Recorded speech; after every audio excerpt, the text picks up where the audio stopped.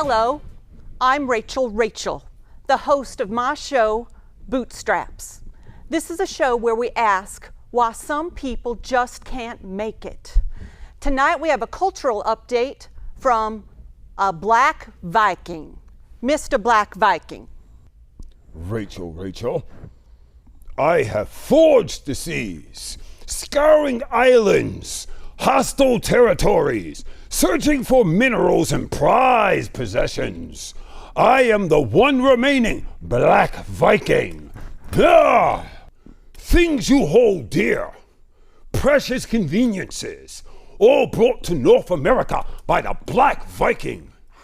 We have been denied our rightful due for providing you and your ungrateful offspring all the source materials that have been providing you with pampering and luxuries.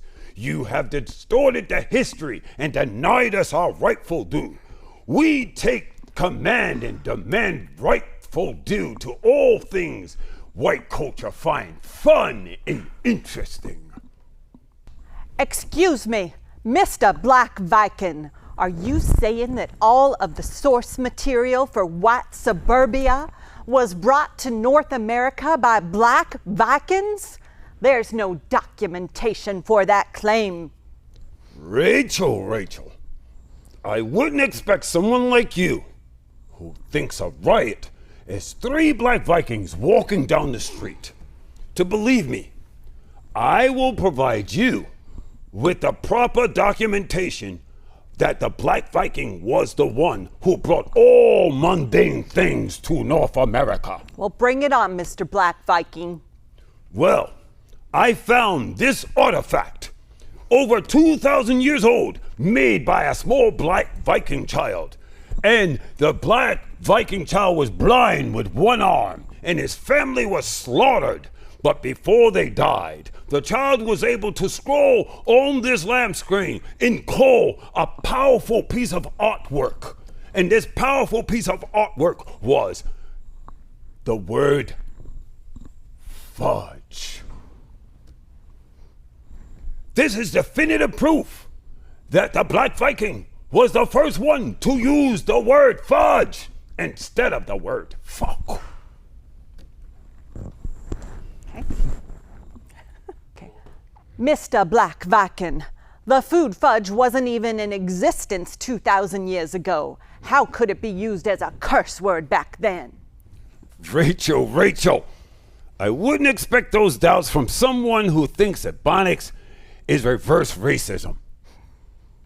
We bought the word used in 1950s television over and over again, and we do not get any credit for it. Another thing that we don't get credit for is pumpkin spice. I distinctly remember the battle that led to the discovery of pumpkin spice, and we were forced into battle. Our only weapons were these orange orbs to which we used to defend ourselves. We threw them through the air, smashing them against the skulls of our enemies and exposing the brains with pumpkin guts and blood running out of their eyes. I watched the chunks of crushed pumpkin as it oozed from the faces of my comrades.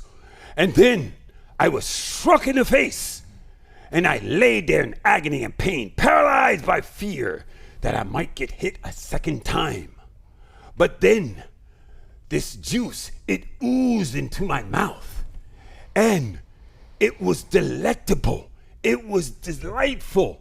It was spicy, and it was pumpkin. It was the most delicious thing I ever tasted before in my life. And that is why we brought pumpkin spice to this society, because it was pumpkin and it was spicy. No, Mr. Black Viking, it is well documented that pumpkin spice was developed by Starbucks in 1995. Rachel, can you not understand, you ignorant colonizer, that pumpkin spice is something that Black Vikings have brought to your continent? What you associate with a cozy winter night. A big old cat sitting on your lap. A big old scarf made by your grandmama. We associate with some real drinks that real Vikings like to engage in. And we drink these spirits in tribute to all the falling Vikings of the past, like the Vikings that I've known many of. And speaking of which, that is what we call name dropping. Name dropping. Yes, I exchanged pelts with Pee Wee Fergus. And also, I've silver to Beyond Southside. Yeah. Little Sagar. That be my cousin baby daddy.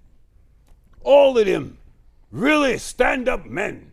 Really good black Vikings.